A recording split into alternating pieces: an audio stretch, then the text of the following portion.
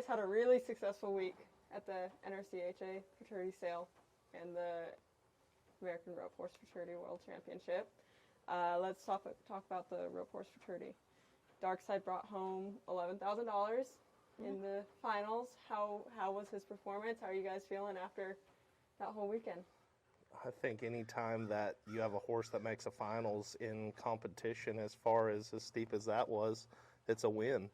Whether you make the finals or you're the champion, I mean, I think everyone is excited. You know, you're going up against the best horses in the country, best horse trainers, and best ropers.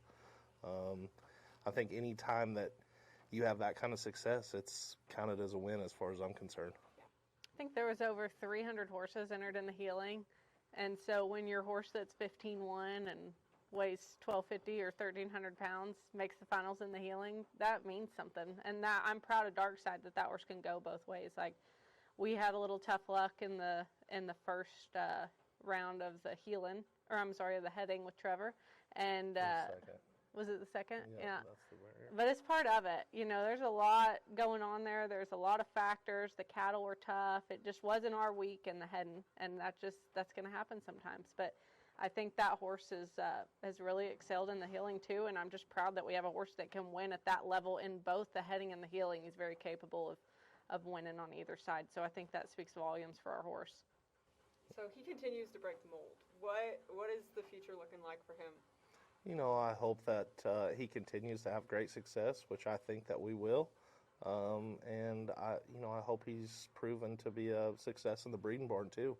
You know, that's all combined together. That's what we're looking for. We had our first syndicate meeting, and that went really good. It was really cool to meet all of the people that put their trust in myself and Ty and Trevor and Miles to put this syndicate together, and really get to shake their hand and meet them and just talk about our plans. And it was cool. Ty and I talked about it. Like, everybody just had a great vibe about them. I felt like we were all going for the same goals, you know, and I know when you bring 40-something people together, sometimes that's not how it's going to work. So to go in that room and talk to them and hear their feedback and hear that everybody had such great intentions and really followed right in line with kind of what our plans were, like, that's great for us, and that makes us even more excited than we already were to have that group of people on our team to continue to see this horse's success. You know, Darkk Side will get collected some for the next couple months in between shows, and we head to the World Show next. He'll show there next week, and so you know, we're just excited to see where all of it takes us. So just when you can get a group of people that all have the same common plan and same goal, you know, it just makes it special. And I think that horse has a lot of special things that it brings to the table, and then not including, you know, including the people that have joined all of us in investing in that horse and investing in his future. What you guys have going here is incredibly rare on all sides. Yep. I'm just super glad that it's all come together. So Gold Rush is a new face for everyone at Solo, and she came in and she made the Open Finals her first trip to town. Mm-hmm. How does that feel? You know, it's really special. Gold Rush is special to me, and you know, when we formed our relationship and partnership with Trevor and Miles, you know, my job was to get out on the road and find the right horses that we could win on and compete. And it just happened that the day that Gold Rush sold, all four of us were sitting there, and it was just a combined effort of getting her bought. And, you know, and then just seeing her through her process of training and, you know, through the peaks and the valleys. And you know, she's brought a lot of, you know, ups and downs, but, you know, she's formed being a really prominent, good, young 4-year-old head horse. So that's special. Yeah.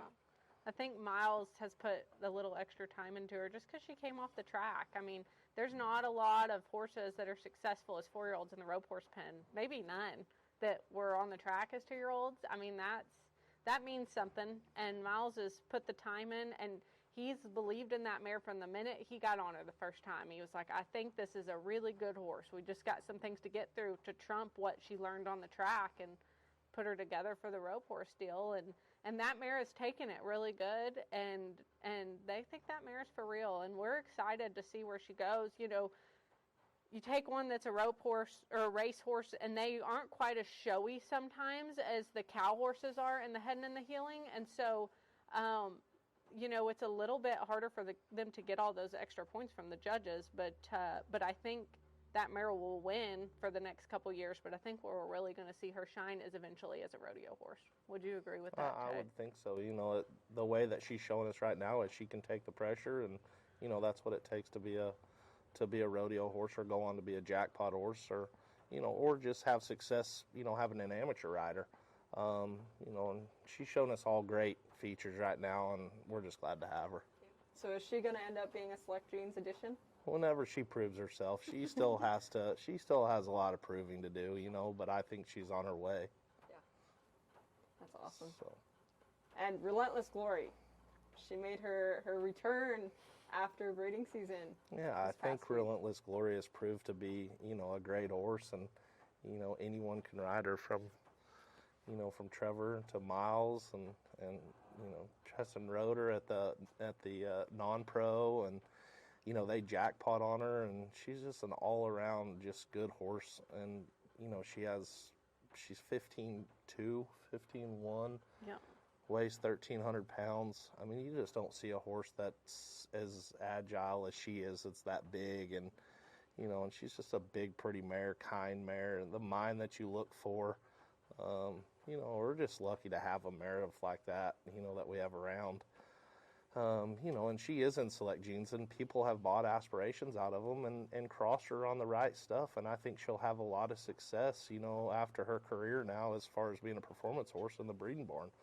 And that's what we're all looking for. We're looking for the next one that can be a big-time producer that can, bring another one like her to the plate. Yeah.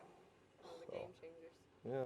That mare's cool, and some people know this, some people don't, but she's out of a full sister to Trevor's great horse Deputy that he rodeoed on, and there's a lot of history with that whole bottom side, and Ty really knows it better than I do, but she's out of a daughter of popular resort figure, and he was a super horse and a great individual himself, and anyways, a lot of history there with Trevor and even Ty and everybody that kind of roped in that 2000s era. Just that was the goods, So to have that crossed on Metallic Cat and have all that modern breeding is cool.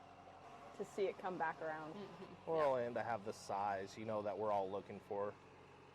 We're just lucky to have her on Select Genes and offer it to the public, It's amazing to see a mare that size be able to get down like she does for the hillside. Yep. For sure. It's really amazing. For sure. All right, so moving to the NRCHA sale, that was incredible. For one, you guys broke the all-time high selling yearling record. What was that like to be involved with that baby from the very beginning? Well, I mean, first of all, you have to start out, you got to give credit to Jeremy Barwick and all his crew. I mean, they put on a phenomenal sale and give you the publicity that you need to and gather everyone up that, buys those kind of yearlings. Start to finish on that yearling, I picked that mare for a great customer of mine, Renee Cudd. We've kind of guided her in the picking of stallions and the process and all that, and we chose Shine and Spark, thought that would be a great cross on that mare. And then Southern Ranches bought the embryo, took it home, did a great job of raising it, and then brought it back to us to fit it, and and the rest is history. That's just kind of fairy tale story. It doesn't happen very often like that, but you're very thankful that it does. And Carrera Cat has had a lot of early success as far as being in the breeding shed. Her first one, made the open finals and won the Futurity at Reno. Her second one had some success in Las Vegas. So you just don't, those mares, we try to set them up for as much success as possible. And, she's done it. She's proved to us that she's going to be a producer. So it was great. And I wish Lee and Ashley Deacon all the luck in the world. That mare is cool because Ty's had a hand in her. Like, that whole process is cool because Ty was a part of her from the beginning with getting Renee to buy her and has helped Renee make all the decisions on her. And, Renee has really been a great customer for Ty and Solo just because she listens.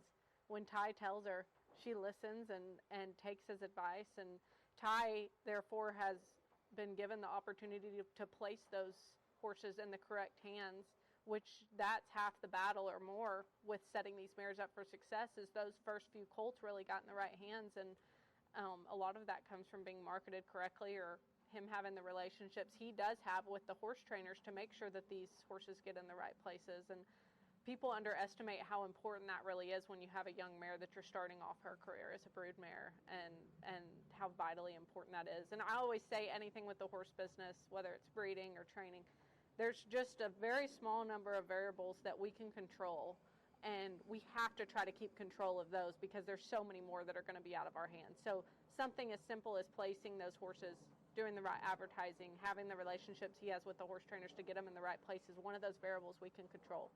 We can't control what happens at the horse trainers after that, but we know we've done everything we can do to set that mare and our customer up for success. And so to see all of that continue to come along, and Shane and Jessica have been great customers, and Ty called them and told them to buy that horse, and we knew it was a black filly, which was cool when they bought it. That was one of our little test deals where we had tested the embryo. So, it just is all of the things we put together to come into one and see that success and know that, we were able to sell it as a black filly, and they got exactly what they wanted, which goes along with Select Genes and all the things we're putting together with that. And just to see that come out like this, is great. But really, I'm so excited for East-West Equine because there's very small number of black shining spark mares that exist in the world. So to have one that's as pretty as her, lopes good, does all the things right, I hope that mare is a winner, because what a brood mare they're going to have down the road. So it's an incredible investment for them. We're all excited that mare brought that, but at the same time, she's not a replaceable filly. They bought something you will work hard to replicate. So kudos to them for seeing that and taking that opportunity and setting their program up for so much success, because it starts just like it did with Career Cat right now. Yes. So from the very beginning. Okay, now you guys bought some really good horses in that sale as well, including Gunna Wanna, who just placed 4th in the open finals of the NRCHA Snaffle Bit Futurity. Mm-hmm. It's a funny story. I called Jeremy Barwick because he owned that mare, and I talked to him this summer about her, and then I just kind of watched her through the pre-futurities and stuff, and Corey's done a phenomenal job getting her prepared and then showing her. And I called Mel the other day and I said, hey, we got to try to buy that mare. She's a complete outcross. We can breed her to anything, and I think she's going to have a shot to do something good, at the in the night of the finals, in which we were lucky enough that she had some great luck, and you have a great jockey and a really good horse, and it all came together. And and now we're going to try to see what, she can do in the breeding shed. So, she'll be added to Select Genes. She's probably been to 3 horse shows, probably a couple pre-futurities and the futurities, and I think she's won 70,000. 75 total. 75,000 total. There's a lot of horses that show for 2 or 3 years that don't win that. And so for her to knock it out in a very short time, and I think she'll have a lot of success here at Solo, and I think we will sell some aspirations out of her, and spread her genes through the industry, and I think it'll be a really good deal. That mare is so cool because she's such an outcross, which we preach that. I feel like we say that all the time. But to have a Gunna out of a chick mare that's won 75,000, we can breed her to anything. So we're going through the list, and you're like, well, we'd like to breed her to whatever. Woody, Stevie, Hoddish. Well, we can't do 1 or 2 of them because that's how they're bred. This mare's awesome because we can breed her to all of those things. And, she won. She had the highest score of the prelims in the reining and the highest score of the finals in the reining. And I think it's really cool to see a mare that's bred like that have the success in the reining portion of it, because there's so many cow horse studs that we really need to add that reining to that maybe aren't quite as refined or don't lope quite as good as we need them to, or whatever it may be. So to be able to have a mare that is that strong in the reining, that makes our job for picking a cow horse stud for her so easy. I don't know how we could pick a better mare for what we want to do. Very exciting to have her. Yeah.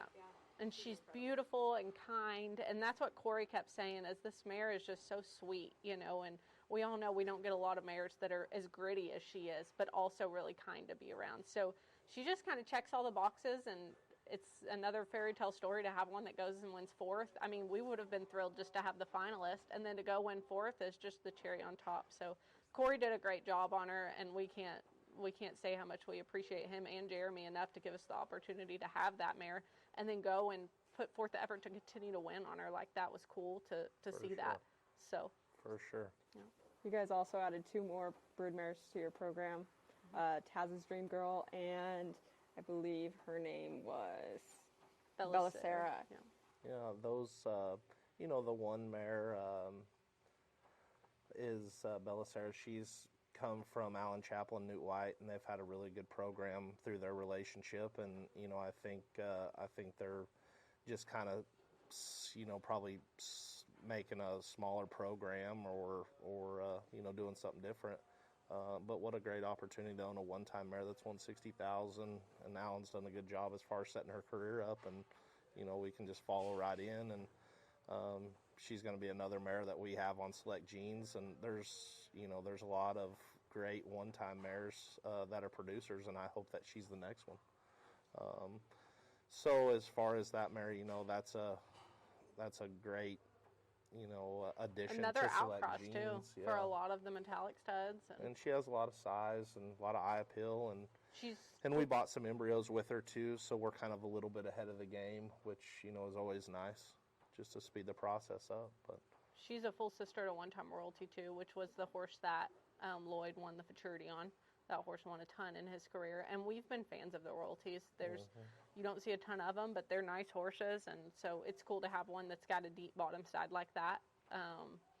But yeah, she's been set up correctly, and there's a lot of colts in good hands, so I think we're just right on the right track with her. And the same thing for the Taz's Dream Girl. That mare won 100,000 herself. She's a little bit of an outcross too, being a Pepto Taz, and we're gonna try some cool things on her. We're gonna ixie her tomorrow to play gun, just try something different on her, and see how that works. But we're excited to have her here too. So tell us what's coming next for Solo Select in the next few months. Oh, in the next few months, we have quite a few going to the cut and futurity that we have taken in for fitting. That's a new thing that we're doing here at Solo Select is taking fitting horses for the outside for the public. It's something that we've never done, but Mel and I talked about it, and it's just something that we needed to add to our tool belt. And we're very thankful for all the people that entrusted us in the first year.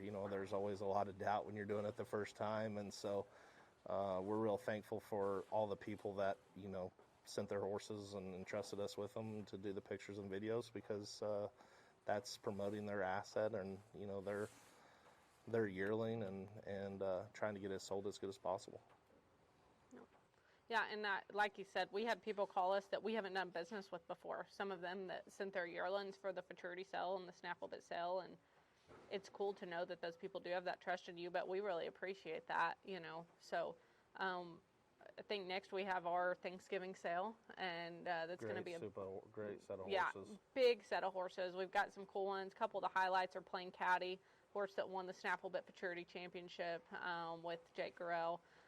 We've got Playcorn, which is a play gun mare that's won 170,000, produced 200. Her and her whole family are selling. Jamie Nail sent them. We've got a hashtags out of SS Black's Little Kitty, the mare we sold for Julie Jarma. And cows and horses, John Kratzer sent a really nice smooth cat mare. She's won over 100,000, and some embryos in her yearling as well. And those horses are all set up for success, just like we talked. They've got nice horses coming up, bred to the right studs in the right program. So. And we have a couple of great show horses. Tammy Hayes' horse she made the finals on. Clinton's one horse. Of Clinton Anderson's that he won good at the pre-futurity. Some great show horses coming in there too. A horse that Luke Jones showed at the Snaffle bit. Just a wide variety of horses that we're lucky to have. And about 30 embryos. Yep. Our customers' embryos. There's some really good stuff in there too. So we'll talk more. That's a whole other conversation. There's a lot of horses in that sale, but we've got that, and then we'll have the Futurity sale. We've got a really nice set of cut and Futurity sale horses to send to Jeremy at Western Bloodstock, and then we'll finish up the year with our Christmas Eve sale. This year we're going to do it on Christmas Eve, so And then breeding season starts. And then it's a breeding season in full force. So that's what we got coming. Well, awesome. Can't wait to see it.